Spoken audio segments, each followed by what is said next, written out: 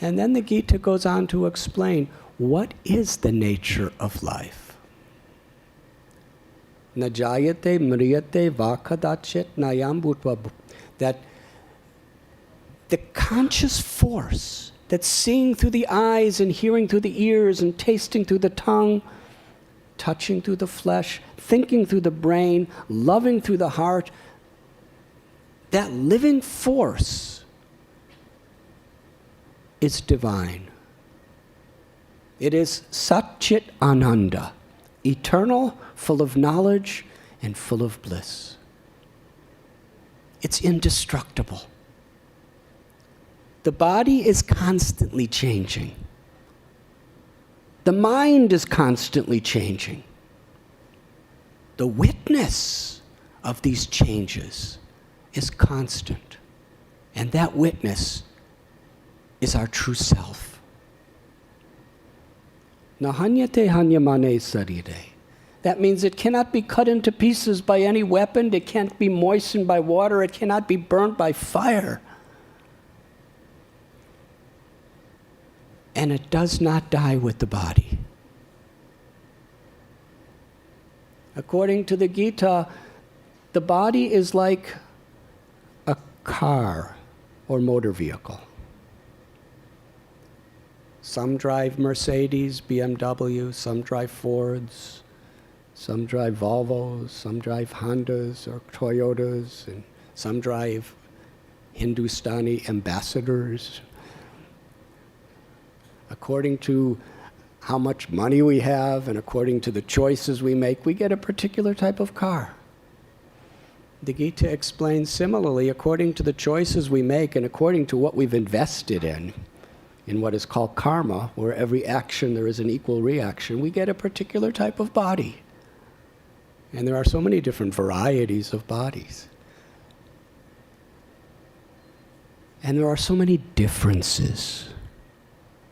Differences in the ways religions describe things, their languages, their rituals, differences in habits and cultures, in ways of life, in physical appearances.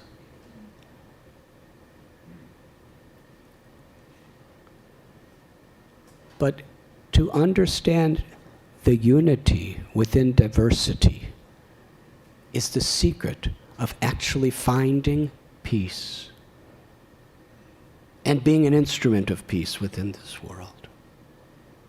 That Atma, or that living force, that soul, is the true self. And at the time of death, according to the Gita, when this car of the body is no longer suitable to us, we go into another car, according to the choices and the desires we have created in this life.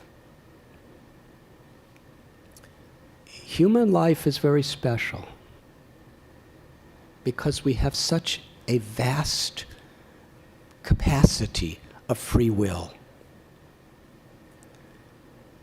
You'll never see a cow jumping on rabbits and devouring them. And you'll never see a tiger grazing on grass. Because they are programmed. You people are the best computer people in the planet, so you'll understand it better than me. Because they're programmed with a particular consciousness. But a human being has such free will. We could be saints. We could be serial killers. We could be envious. We could be everyone's well-wisher. We could be respectful and self-controlled, or we could be completely wild and impolite. But with that power of free choice comes responsibility. The Bible says, as ye sow, so shall ye reap. In the Vedic text, This is called the laws of karma. For every action, there's an equal corresponding reaction. But the soul, the Atma, is beyond all these things. But when the Atma, due to the ahankar, or the false ego, identifies with this temporary body and this mind, instead of understanding, I am in my body, when we think I am this body. I am observing life through this mind. I am this mind. There's a big difference.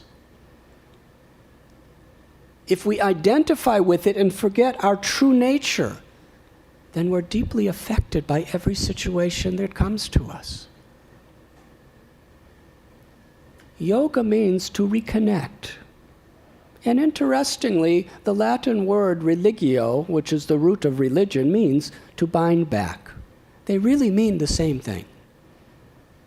They don't mean just to be a particular sectarian group that feels that I have knowledge and nobody else does. Religion actually means to reconnect with our own essential self and with the grace of God, and to be an instrument of that grace in whatever we do. And when we make that connection with ourself, to understand our own eternal, pure, loving nature, then we can actually see it in everyone, in a dormant state. And then even nature, our environment, our ecology. When we're in harmony with ourselves, we'll be in harmony with nature. We'll be in harmony with each other.